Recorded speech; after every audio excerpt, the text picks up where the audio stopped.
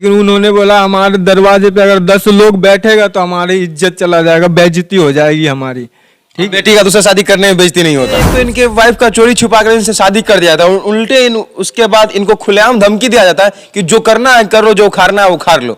बताइए क्या एक पति अपने वाइफ के लिए कहाँ तक गिरेगा? उसकी 3 बहन की शादी हुई है, ठीक है, उसकी माँ ने एक बहन की भी घर नहीं बसने दिया।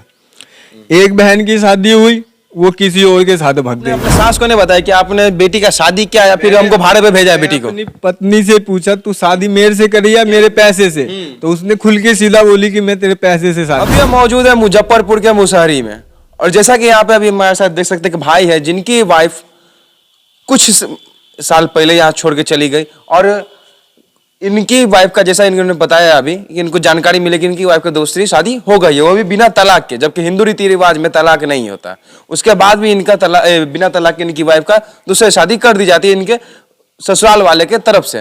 तो और बाकी की बात हम इनसे जानेंगे आखिर हुआ क्या और कब इनकी शादी हुई, और कई सारी बातें हम इनसे बात करेंगे। तो पहले अपना नाम बताइए। मेरा नाम हुआ सूरज कुमार। आपकी शादी कब हुई थी? मेरी शादी 21/5/2021 को हुआ था। 21/5। हाँ जी।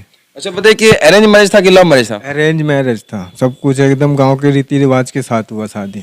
अच्छा, और बताइए कि आपकी वाइफ छोड़ के कब गई, आप उसका शादी के बाद क्या सब हुआ? शादी हुआ मेरा, उसके 1 हफ्ते बाद मैं अपनी बीवी को दिल्ली ले गया, ठीक है। वहाँ पे दिल्ली ले जाने के बाद मुझे वहाँ कम से कम 9-10 महीने रहे हम साथ में, और रहे अच्छे से ही रहे थे, मतलब थोड़ा बहुत तो ऐसे होता ही रहता है। उसकी माँ ने फिर मुझे बोला जो आप आइए यहाँ और लड़की को छोड़ दीजिए, क्योंकि शादी में नई शादी में होली के टाइम था, तो नई शादी में होली में लड़की को घर पे रहना होता है। मैं आया छुट्टी लेके 5 दिन में छोड़ के उसको चला गया। उसके बाद मेरा थोड़ा बहुत हुआ, बहस हुआ मेरे साला उला से। उसके बाद मेरा नंबर ब्लॉक मार के सब कुछ खत्म कर दिया। उसके बाद मेरे को पता चला कि जो पहले भी लड़की को कहीं और रखा हुआ था, ठीक है, पहले भी रखा हुआ था। उसके बाद मैं आया, फिर मैं बोला लड़की कहाँ है, सीमा कहाँ है, तो बोली अजय उसकी शादी कर दिया गया। ऐसे मुझे मेरी सास बोली। मैं बोला ऐसे कैसे शादी कर दिया जाएगा, शादी जब मेरे से हो रखा है, मेरे से ना कुछ तलाक ना कुछ, कैसे शादी कर देगी आप। तो उसके बाद फिर लड़की को बुलवाया अगले दिन में, तो शादी नहीं हो रखी थी। फिर हम तो नहीं हुआ था, बस आप झूठ बोला गया कि मतलब शादी हो गया है, किसी भी तरीके से आपको छुड़वा देने का जुगाड़ में था ये लोग। उस टाइम फिर मैं बुलवाया हैंड टू हैंड, अगले दिन बुलवाया तो उस टाइम शादी नहीं हो रखी थी। फिर हम बोले भाई बिदागरी कीजिए इसका, हमको जाने दीजिए लड़की को। नहीं तो नहीं जाने दिया गया उस टाइम, ठीक है। उसके बाद बोली कि हम नहीं जाएंगे, मेरी पत्नी भी बोली नहीं जाएंगे। मैं बोला नहीं जाएगी तो तू मुझे एक पेपर बनवा के दे दो। उसके बाद अपना रास्ता आप जियो, हम अपना रास्ता देखेंगे, ठीक है। उसके बाद फिर उसके घर वालों ने मुझे टाइम दे के बुलाया गया कि जे आप इतने बजे आइए, आपको पेपर मिल जाएगा बन के। हम उसके दरवाजे पे गए, 10 लोगों को लेके गए, हम अपने रिश्तेदार को लेके गए, लेकिन उसने बुला के हमें पूरा कम से कम 4-5 घंटे उसके दरवाजे पे रहे हम। हमें कोई बातचीत नहीं, कोई कुछ नहीं, सीधा बोल दिया जो लड़की मुंह से बोल दिया, हमने मुंह से बोल दिया, रिश्ता खत्म हो गया। मुंह से बोलने से रिश्ता खत्म हो गया, एक है। बताइए कि किस तरीके से इनको साथ धोखाधड़ी किया गया। एक तो इनको बुलाया गया दूसरे दिन कि आइए आपको पेपर मिल जाएगा, लेकिन उसके बाद भी इनको पेपर नहीं दिया गया, बल्कि उल्टे इनको 3-4 घंटा बैठाने के बाद बोला गया कि आज मुंह से कह दिया हो गया सो हो गया। अब बताइए ये कोर्ट जाएंगे और उसके बाद बोलेंगे जो हमने मुंह से कह दिया कि तलाक हो गया, तो कोर्ट जिंदगी मानेगी? वैसे तो एक तो हिंदू रीति रिवाज में होता नहीं तलाक, उसके बाद भी कोर्ट के थ्रू हो जाता। लेकिन ये लोग अगर बिना कागज के बिना कुछ के अपने इनकी और इनकी वाइफ के रिश्ते को तलाक बताते हैं, इनके और इनकी वाइफ के रिश्ते को शादी टूट जाना कहते हैं, और उसके बाद इनकी वाइफ की दूसरी शादी कर देते हैं। बताइए कहाँ तक सही है? हाँ, और क्या सब हुआ? उसके बाद फिर बुलाया गया, हम लोगों को कोई पेपर सेपर दिया नहीं। फिर हम कम से कम 15 दिन तक हम बिहार में रहे। 4-5 बार गए भी उसके घर पे बुलाने के लिए, कोई किसी भी तरीके से विदागरी कर दे, किसी तरह वाइफ आ जाए, समाज के थ्रू भी बैठ के बात करे तो हो जाए। लेकिन उन्होंने बोला हमारे दरवाजे पे अगर 10 लोग बैठेगा तो हमारी इज्जत चला जाएगा, बेइज्जती हो जाएगी हमारी। ठीक, बेटी का दूसरा शादी करने में बेइज्जती नहीं होता। उसके बाद फिर मैं तो समझ गया था जाने नहीं देंगे। हमने बहुत कोशिश करा, फिर मैं दिल्ली, मेरे काम पर से फोन आने लग गया, मैं दिल्ली चला गया। उसके बावजूद फिर मुझे पता चला कि ऐसी ऐसी बात है।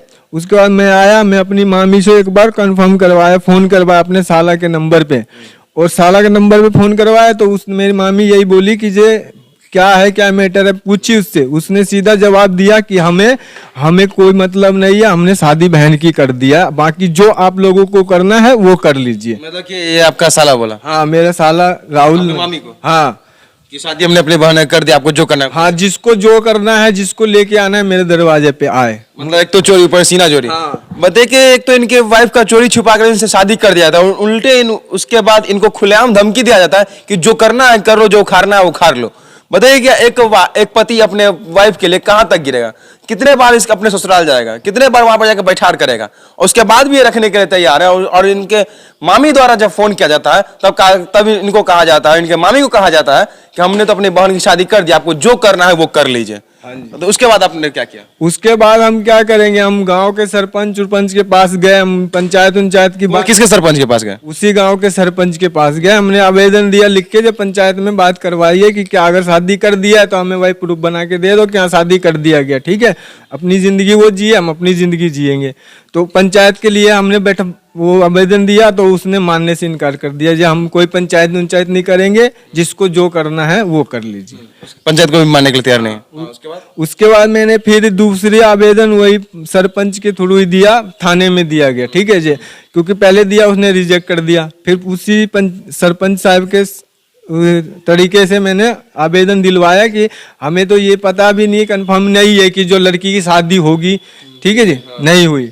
हम फिर भी थाने में आवेदन दिए हैं बिदागरी कराने के लिए, अगर बिदागरी करवाया जाए, अगर है तो बिदागरी कर दो, जैसा उसके भाई ने बताया उसके आधार पर आपने बताया कि शादी हो गई है। हाँ, मैं इसी आधार पे बताया हूँ कि शादी हो गई है। अगर थाने में हमने उसको सिर्फ बिदागरी का ही दिया, अगर शादी कर दिया है तो मुझे कुछ नहीं, मतलब मुझे एक पेपर बना के दे दिया जाए बस। हाँ, उसके बाद अपनी जिंदगी वो जिए, अब मैं अपनी जिंदगी जीऊँ। अच्छा बताइए कितने दिन हो गया थाना में कंप्लेन दिए हुए? अभी हो गया 3-4 दिन हो गया। 3-4 दिन हो गया। हाँ जी। अच्छा एक चीज बताइए, आपकी वाइफ का नाम क्या है? मेरी वाइफ का नाम था सीमा कुमारी, और वो किस गांव की थी? ये है समस्तीपुर जिला पड़ता है, बड़ी पुनास गांव का नाम है, वार्ड नंबर 7 है। अच्छा एक चीज बताइए कि आपने ऐसा बताया कि आपके मामी ने बात किया था उसके भाई से, क्या उसका रिकॉर्डिंग आपके पास है? बिल्कुल प्रूफ है? बिल्कुल है, पड़ा हुआ। हाँ बिल्कुल पड़ा। मान लीजिए अगर आप बोल रहे हैं अभी, कल लोग आपका साला आपका एलिगेशन लगा दे कि नहीं हमने ऐसा कोई बोला ही नहीं, तब? मैंने मामी को, जब अपनी मामी को बात करवाया था नंबर दे के, फिर मैं उसने अपने फोन से की, मेरी मामी ने, मैं अपना फोन में रिकॉर्डिंग चालू करके, और वो रिकॉर्डिंग मेरे पास पड़ा हुआ है।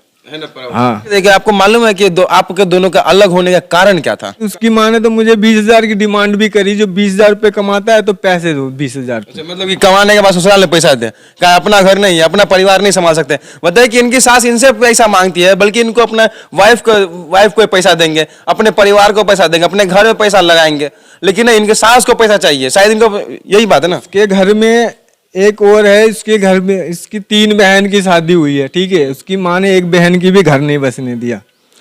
एक बहन की शादी हुई, वो किसी और के साथ भाग गई, ठीक है। दूसरी बहन की शादी हुई तो उसका दामाद घर जमाई बन के रहता है, घर चलाता है, पैसे देता, बहुत अच्छा है वो।